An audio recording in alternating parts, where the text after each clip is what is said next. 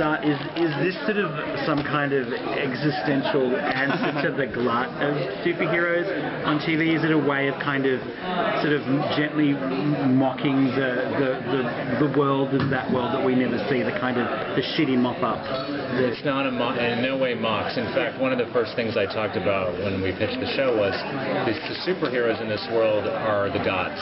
They should feel like they do in those movies and shows. It's really just about finding a new part of the universe to show. Like, what is it like to just be a normal person with no powers, living in this world of gods? And what would it be like to do your punishing cubicle existence when you know outside the window there are people that can fly and turn invisible, or stop bullets with their penis, True story, guys. True story. And then in addition to that, how do you get to work in the morning? When there's rubble falling from the sky and there's tidal waves caused by Aquaman, or have you already told your boss? Do you basically have these things built into your commute?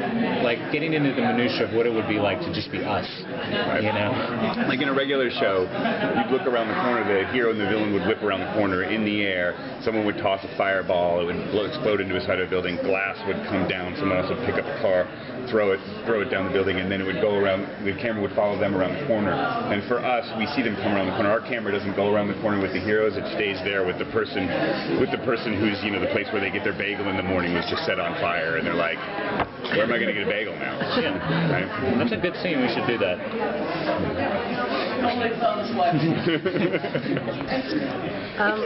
Spoiler alert. Yeah. The bagel shop gets set on fire. Yeah. Can you talk a little bit about the process about putting superheroes in the modern world? We heard about the Uber surge pricing every time there's a... how did you do Well, it frankly comes from trying to connect our lives to that world, finding the relatable things. You know what I mean? Like, I live in Los Angeles, and there are helicopters, police helicopters that fly over my house a lot, and I just don't even think about it anymore. And I think for these people in this world, it would be the same thing with super battles outside. It would just be like second nature to them. They would just turn the blinds and go back to work. Like in the pilot, there's that scene where a supervillain breaks into the airwaves and interrupts their work, and they all just mute their computers and go back to work. It's just like for them, And I think finding that relatable way in is, I think people will be very relaxed watching the show. I think it'll feel like a workplace show to them. You know what I mean? No, I don't think it takes any work. I think you immediately relate to it. Do you plan? Relaxed is the wrong word. I get it. No, I think it's really fun. Guys, just chill out and watch our show. Yeah. Do you plan or want to bring any particular characters in from the comics? Well, everything we've asked for so far we've been able to get, and so we're able to basically name check or reference anything in the DCU, which is really helpful and fun. But we're set in Charm City, which is a very specific, smaller city in the DCU, and the idea is to get sort of an underdog city. It helps, I think, the underdog quality of the show, although it feels like any other city, Metropolis, Gotham, in terms of the things that happen to people, regular people. Is there a sense maybe that because you're not in Gotham City or Metropolis that you can tap the bigger fear that maybe Superman isn't the first response in Charm City, but actually it's the Wonder Twins, or it's somebody that doesn't sit at the very top of that kind of DC pyramid? Well, they have their own heroes that deal with things that they're used to. So they have, Crimson Fox, who is not as well known as Superman, but it's still there to protect them. So they have their own thing. In the same way that no one who lives in, whoever lives in Buffalo isn't worried that the mayor of New York isn't coming to solve their problems. They have their own guy who's going to solve their problems. Yeah, but they might have a little chip on their shoulder, like I'm from Baltimore, and we have Josh Charles. He's from Baltimore. I love Josh Charles. And whenever we're in trouble, Josh Charles comes and saves us. Yeah. But he's all you. Can you talk about how you put together the cast of the show? It was basically, we got very lucky. That's how we put it together.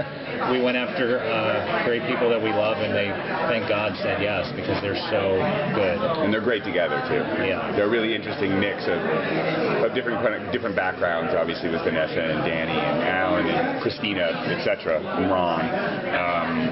and they all sort of come together and each bring their own sort of distinct way of being funny, and their distinct heart to the show as well. So they're really great. They make a really interesting and funny community unto themselves. Good. You got the word community in there. Good. Oh yeah, I get paid. Dave Harmon is on his payroll. Right. Ron had said that he pitched his own character. Were there any other people that did similar things like that? Or no, the script was written and we cast it, and then we added Ron for the second episode.